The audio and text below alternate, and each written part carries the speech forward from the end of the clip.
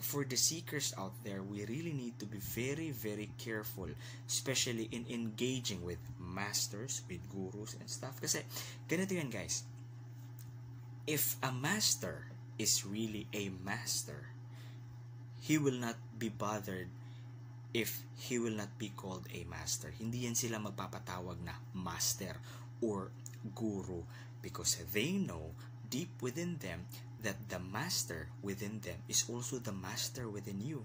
Naging master sila kasi they have awakened that divine spark within them, and it is manifesting in their ego right now. So what you are seeing is the ego mirroring, or let's say the ego showing the face of the master within them. However, that master is the same master that is actually within you. And so, you don't have to follow a person forever. Naintindihan nyo ba? Because, according kay Jiddu Krishnamurti, once you start following someone, you will stop following the light that is actually within you. Hello everyone, Namaste, Frater Joseph here from the Catholic Universalist Church. I'm also the founder of the Ecumenical Gnostic Order. Now, I just want to share with you my observation when it comes to this spiritual awakening community here in the Philippines. Dati-rate, when I was younger, like 10-15 years ago, I started seeking. I started my spiritual journey. My problem was I didn't have someone to really rely on. I had no guide. I didn't have any spiritual mentor, master, or whatnot. I didn't have any group. So, kala ng mga tao nababaliw na ako kasi kahit ano na sinasabi ko. My friends left me because they find me weird or whatnot. And yun, right now, marami ng mga spiritual communities online, especially on Facebook. Marami ng mga, let's say, tao na nagme-mentor, nagtuturo ng spirituality. And there is someone in every field. For example, if you'd like to explore psychedelics, there is someone there. If you would like to explore more on the affirmations and manifestations, law of attraction, nandun din. If you want to explore naman on Reiki energy healing, meron din. And all sorts of stuff. So, right now, parang hindi ka na mahihirapan na mag-explore or to get knowledge for that specific path that you would like to follow. However, the problem right now is that maraming mga fake gurus at maraming mga fake masters. Ano to mga fake gurus o mga fake masters na pinagsasasabi ko? Ito yung mga tao na maybe nakabasa lang ng 1-2 libro, master na agad, ni walang spiritual experience. Or perhaps they know something about spirituality and they are using it for their own benefit, for their own good. Kasi the whole spiritual awakening community in the Philippines, this is one business industry. This is a very huge business industry right now. Though it is very niche, however, there is surely a market for everything, for everyone.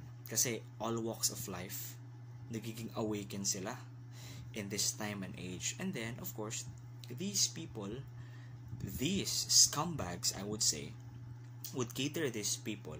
Tapos, either peperahan sila, kokontrolin sila psychologically, or kokontrolin sila, but they would be getting sexual favors from these people. So, tatlo. This is the pitfall of the spiritual awakening community in the Philippines. Pwera lang dun sa mga guides talaga. So, number 1, pera. Nagiging negosyo na siya. Alright? So, I really believe that there is something what we call vocation. And if that is your life service, bakit ka magpapabayad for something spiritual? Maybe, siguro, no? Maybe energy exchange, pwede rin.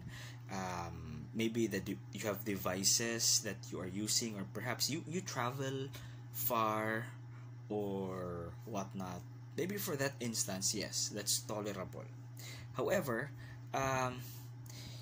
minsan kasi, eto, nagpo-proceed yan dito sa level 2. Etong level 2 na ito, okay lang kung nagpa-heal ka once, twice, and then wala na. Sa level 2 kasi,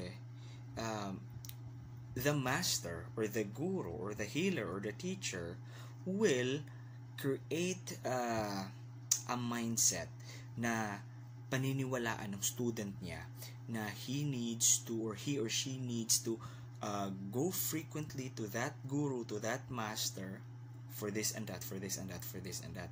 Now that is spiritual manipulation, because the purpose of the spiritual manipulation, the purpose of the guru why pinapabalik-balik niya yung student niya is for him to first get more money. Second is for him to get favors from that person. It's like really a psychological manipulation using spirituality, in the name of spirituality, in the name of enlightenment. May mga guru na gano'n, no? So, pera, psychological manipulation, eto, pinakamatindi. Psychological manipulation din, pero to get sexual favors. Maraming ganyan ngayon. So, for the seekers out there, we really need to be very, very careful, especially in engaging with masters, with gurus and stuff. Kasi, ganito yan guys. If a master is really a master, he will not be bothered if he will not be called a master. Hindi yan sila magpapatawag na master or guru, because they know deep within them that the master within them is also the master within you. Naging master sila kasi they have awakened that divine spark within them, and it is manifesting in their ego right now. So what you are seeing is the ego mirroring, or let's say the ego showing the face of the master within them. However, that master is the same master that is actually within you. And so, you don't have to follow a person forever. Naintindihan nyo ba? Because, according nga kay Jiddu Krishnamurti, once you start following someone, you will stop following the light that is actually within you. So we need to be very careful about that. So when it comes to choosing let's say a guide or a teacher, we need to look at them and we need to check their background. Marami ba silang mga claims, yung mga claims na too good to be true, na parang sila na lahat, o ikaw na reincarnation ni ano, clairvoyant ka na, clairsentient ka na, lahat na lang nasa iyo, marunong kang mag-tarot, marunong kang mag-energy balancing, marunong kang lahat na, ikaw na best, ikaw na, nasa iyo na ang corona. Ganun ba? Because spiritual masters are humble, right? They do not brag about their abilities, and they don't even want to be called as masters.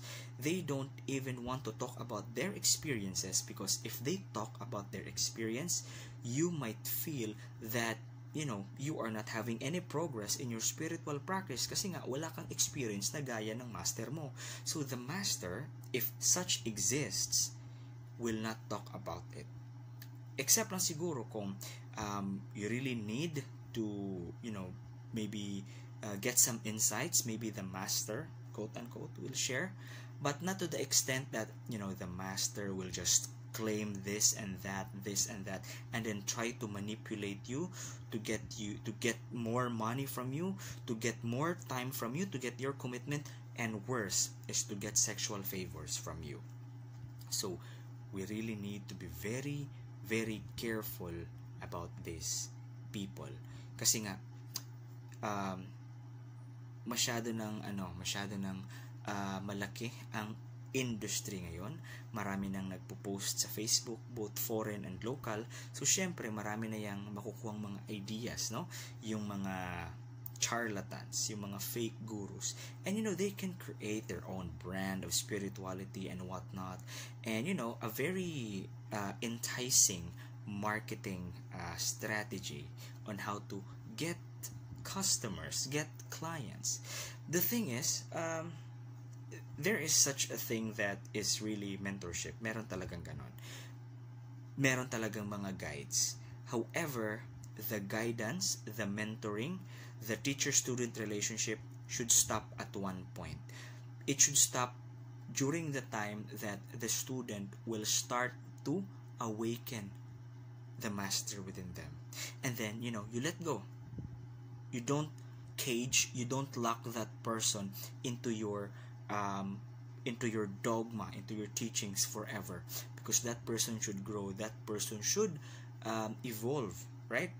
Tulad neto, right now, I know that you still need this video, but I hope one day you will not be needing this video anymore, or any videos, or any PDF files, or any teachings from any other master, because you have already contacted, you have already embodied the light that is within you. So I hope that makes sense. So as a final advice, ingat lang po tayo sa mga fake gurus, mga fake masters. Most of the time kasi itong mga to, they love being called masters. They love being called gurus. So I hope I am making sense.